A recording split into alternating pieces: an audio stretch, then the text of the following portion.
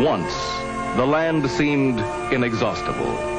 The whole vast sweep of the American continent, 3 million square miles of the richest land on earth. A land of quiet main streets, rolling farmlands, plains, forests, and mountains. A land with elbow room, with unlimited space for our towns, our cities, and our people to grow.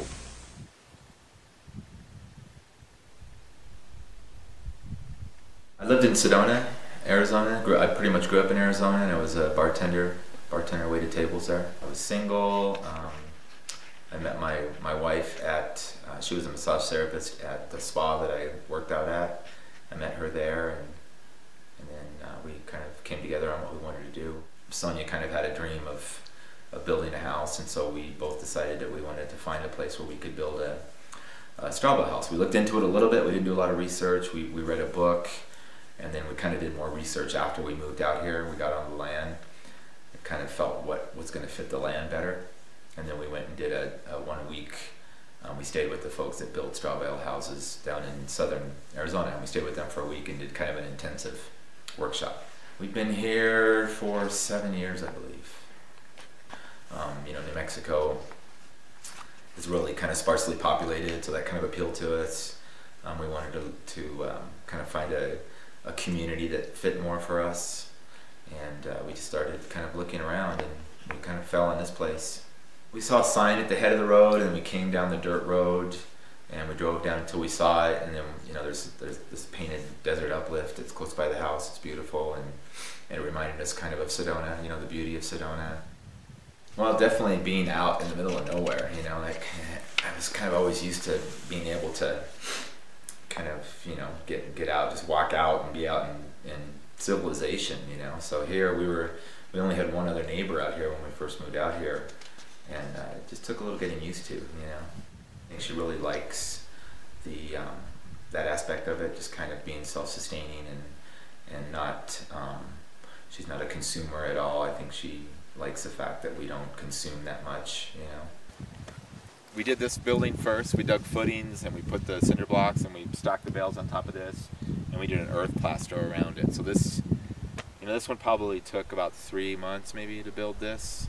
It's a little, I think it's like 12 by 13, and this is where we lived while we were waiting for our house plans to be made. And you know, it was in the winter, so we had to wait for the concrete guys. They wouldn't pour in certain time of the year because it would be too cold, so we had to wait for that. So this is where we lived.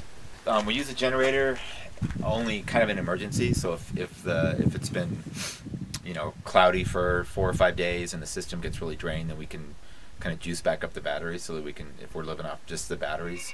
We are supposed to have probably about, they call it 4 or 5 days of autonomy, where we could actually live comfortably for 4 or 5 days just off the batteries. Electrical system in America that is produced by coal plants and nuclear plants. So it's a cleaner form of energy. No, we were not familiar with this lifestyle. Not very, very, very little. It would be a cleaner way of living, and the independent aspect of it, where we could do so much ourselves and have a smaller carbon footprint and live in a more peaceful way and setting.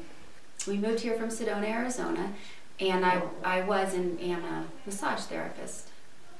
The cliffs and the property and the red dirt, and just instantly fell in love with the property. And we looked a little more to just to see if there was something else out there, but we knew this was it the first time. The strangest thing I found moving here was with the idea and the intention to live peacefully, sustainably, and remotely, and to be driving so much to do anything that I was used to doing, for grocery shopping or to see another person or have a cup of coffee out, entailed a lot of driving. I think what Mark really likes about this lifestyle is the peacefulness of the land, and the quiet, the simplicity of having this kind of environment that's removed from the chaos and having the privacy I think he enjoys. Our biggest financial expense, living off the grid, is probably gas. We spend a lot of money on gas. Heating is pretty simple. We have a wood burning stove and we buy our wood from our neighbors who we could do it ourselves, which would reduce the cost, purchase a chainsaw. But heating is not much. It's a couple $100 a year. And the propane is how we cook our food with a propane stove, and we have an on-demand propane hot water heater for our water. So that is $100 a year. It's not very much. I will go outside and show you some of the maintenance that is needed on a house like this, where we made our own earthen plaster and put it on, and for the most part that went wonderfully. Some of it didn't take and it's peeling off, so I need to fix it this spring. It's a natural part of maintaining the home, but about every 4 years it needs to be done. And this part of the house that I'm going to show you, it never stuck really well, and it's what we'll be working on this spring. You can see the different layers of plaster, where the straw is part of the plaster, and it's the rough layer of plaster under here. And over our rough layer of plaster we put a fine layer, and the fine layer then was covered with warmed linseed oil.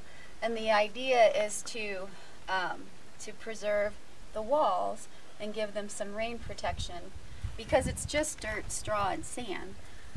What I like the most about living off the grid is that it is a step towards sustainability. So while it's not as sustainable as I had hoped, it's in the right direction. I'm going to do it so that Ren can jump with you, Bryce. Okay?